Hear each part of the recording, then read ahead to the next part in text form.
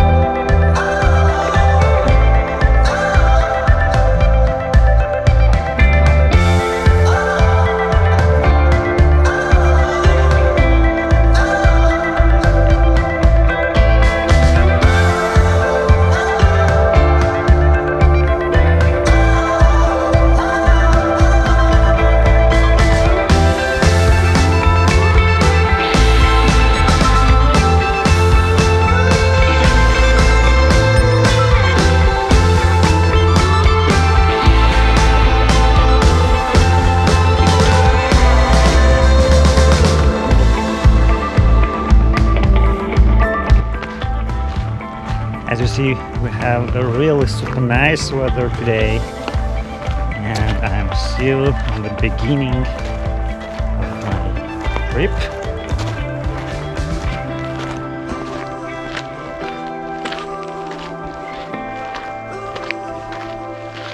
Today morning it was rainy, but now it's super nice.